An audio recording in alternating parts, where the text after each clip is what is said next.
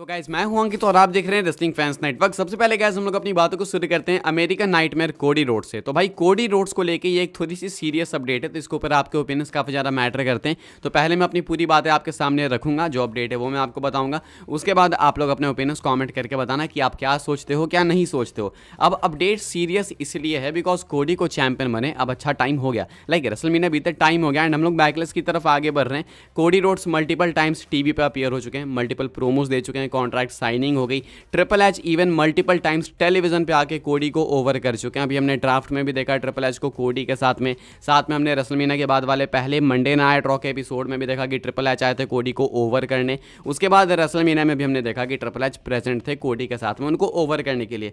लेकिन इतना सब कुछ करने के बावजूद भी कोडी रोड्स डब्ल्यूडब्ल्यूई को सामने से रिजल्ट्स नहीं दे रहे हैं। रिजल्ट का मतलब क्या है, टेलीविजन रेटिंग पे तो मैं बाद में आऊँगा, लेकिन अभी हम लोग सोशल मीडिया की बात करेंगे। सोशल मीडिया पे कोडी रोड्स को लिटरली कोई भी आउट ड्रॉ कर दे रहा है। कोडी रोड्स के नाम पे नंबर्स ही नहीं जनरेट हो रहे हैं, व्यूज़ ही नहीं आ रहे हैं डब्ल्यूडब्ल्यूई के। अब अभी क्या हुआ लेटेस्ट फ्राइडे नाइट स्मैकडाउन के एपिसोड में कि एक तो कोडी का भाई कॉन्ट्रैक्ट साइनिंग का सेगमेंट था, वो कॉन्ट्रैक्ट साइनिंग एजे स्टाइल्स के साथ हमें देखने को मिली एंड वो भी बैकलेस के लिए, बैकलेस काफ़ी करीब है उसके लिए। साथ में कोडी वर्सेस कार्मेलो हेज का मैच हमें देखने को मिला, एक मेगा मैच था ये। अगर आप नहीं जानते कार्मेलो हेज को तो भाई एनएक्सटी के टॉप टैलेंट है वो एंड उनका आना मेन रोस्टर में काफ़ी मैसिव मूव था एंड उनका सीधा कोडी से मैच लेना वो भी काफ़ी मैसिव था ये। तो कोडी के दो सेगमेंट्स थे, एक मैच था, एक कॉन्ट्रैक्ट साइनिंग हमें देखने को मिला स्मैकडाउन में। एंड अगर आप इन दोनों सेगमेंट्स के व्यूज़ काउंट कर दोगे ना तो भी ये दोनों सेगमेंट्स मिलाकर भी कोडी रोड्स ब्लड लाइन के सेगमेंट को आउटड्रॉ नहीं कर पा रहे हैं। ये कल के मैं आपको नंबर्स बताता हूँ, अभी आज का मैंने देखा नहीं बिकॉज कुछ वीडियोस तो इंडिया में बैन ही रहती है।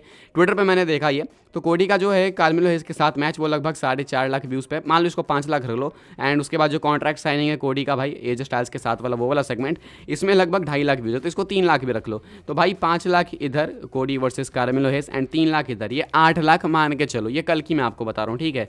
एंड कल ही के नंबर्स हैं Randy Orton and blood line वाले सेगमेंट के, जहाँ पे रैंडी ऑर्टन आते हैं ब्लड लाइन के साथ वो ब्रॉल करते हैं। तो ये इकलौता सेगमेंट लगभग 1 मिलियन व्यूज़ पे 994K पे। तो कहाँ कोडी के दो सेगमेंट्स जिसमें से एक मैच भी है एंड एक कॉन्ट्रैक्ट साइनिंग है बैकलेस के साथ, उसमें एजे स्टाइल्स भी इन्वॉल्व हैं एंड ये दोनों सेगमेंट्स मिला के सिर्फ 8 लाख व्यूज़ हो रहे हैं। वही Solo Sikoa Tama Tonga Kevin Owens Randy Orton वाला जो सेगमेंट था, जो छोटा सा ब्रॉल था, वो 1 मिलियन व्यूज़ पे है। तो ये काफ़ी कंसर्निंग है। चलो ये तो ब्लड लाइन वाली बात हो गई। इवन एलडब्ल्यूओ का जो सेगमेंट था ना वो भी आउट ड्रॉ करके चला गया कोडी रोड्स को। एलडब्ल्यूओ वाला कौन सा सेगमेंट जहाँ पे कार्लिटो रिवील करते हैं, मतलब गलती से हो जाते हैं कि भाई हाँ मैंने अटैक करा था ड्रैगन ली को, उसके बाद वो फिर से अटैक करके चले जाते हैं। तो ये वाला जो सेगमेंट था ना, ये वाला सेगमेंट जो है भाई कोडी रोड्स के कॉन्ट्रैक्ट साइनिंग को आउट ड्रॉ कर रहा था। तो भाई एलडब्ल्यूओ अगर कार्लिटो वाली स्टोरी भाई आउट ड्रॉ कर रही है कोडी रोड्स को, तो ये तो एक्चुअली में कंसर्निंग है। एंड पहली बार नहीं है, पिछले वीक भी ऐसा ही हुआ था अगर मैं गलत नहीं हूँ तो। उससे पहले मंडे नाइट रॉ में भी ये चीज़ बैक टू बैक होते जा रही है। टेलीविजन व्यूअरशिप के मामले में भी कोडी रोड्स के segments top most viewed segments नहीं है। मंडे नाइट रॉ की व्यूअरशिप हमने देखी बहुत ज़्यादा गिर गई भाई। तो ये चीज़ भी ना कंटिन्यूसली चलते आ रही है रेसलमेनिया के बाद से।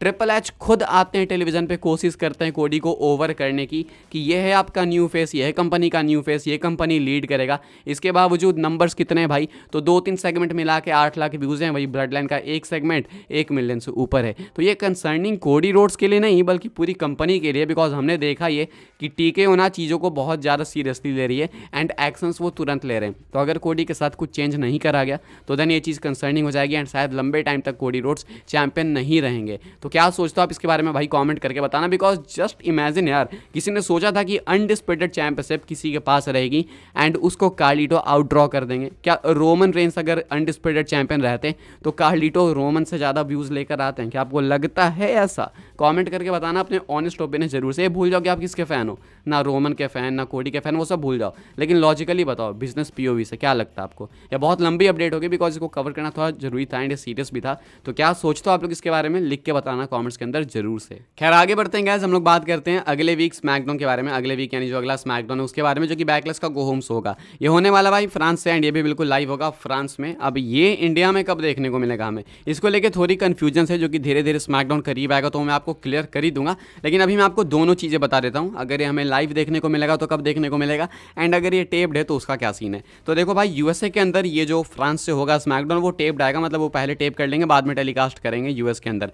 लेकिन यूके वगैरह में, आयरलैंड वगैरह में ये लाइव ही टेलीकास्ट होने वाला, तो इसलिए इंडिया को लेकर थोड़ी कन्फ्यूजन है, इंडिया में टेप होगा या फिर क्या होगा। लेकिन अगर इंडिया में लाइव होता है तो कितनी बजे आएगा वो मैं आपको बता दूं।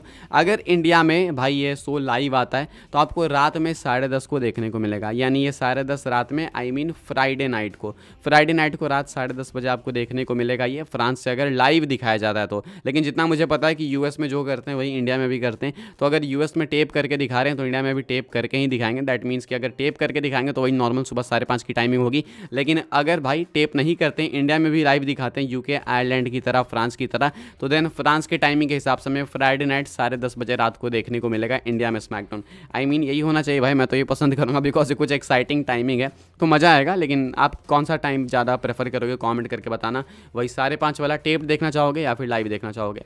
खैर आगे बढ़ते हैं गाइस, बात करते हैं अगली स्टोरी के बारे में, एंड ये है न्यू WWE स्टेजेस को लेकर। कुछ लोग कमेंट करके पूछ रहे थे कि भाई नए स्टेजेस आएंगे क्या, बिकॉज ड्राफ्ट भी आ चुका है।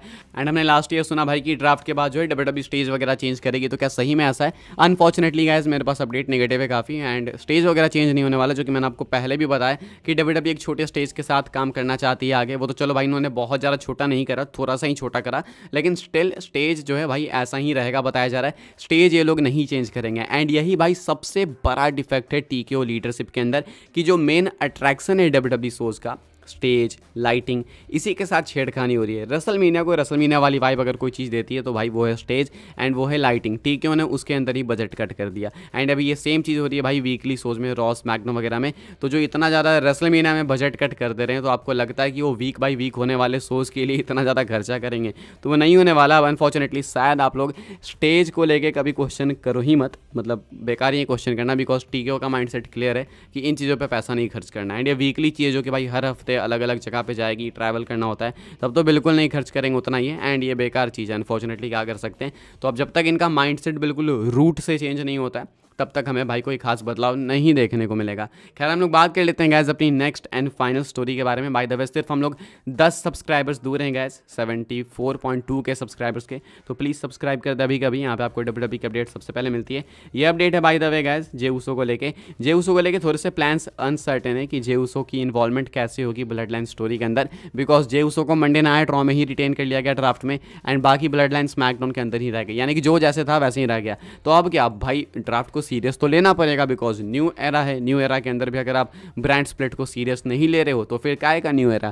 तो ऐसे में अगर जे उसो रॉ में ही रहेंगे, ब्लड लाइन स्मैकडाउन में ही रहेगी, तो इस साल ये स्टोरी कंक्लूड कैसे होगी, ये समझ ही नहीं आ रहा। तो इसको लेके भाई यही अपडेट है कि अभी चीज़ें अनसर्टन है काफ़ी ज़्यादा जे उसो को लेकर। WWE को फिगर आउट करना पड़ेगा कि अगर जे उसो को इन्वॉल्व करना है ब्लड लाइन की स्टोरी में, अगर वो जिमी के साथ रियूनाइट होंगे, रोमन के साथ रियूनाइट होंगे, जो कि दिख रहा है करेंटली, तो कैसे होंगे, बिकॉज ब्रांड स्प्लिट है ना भाई। एंड ब्रांड स्प्लिट तोड़ोगे तो फिर न्यू एरा क्यों, ये क्वेश्चन है। क्या सोचते इसके बारे में कमेंट करके बताना।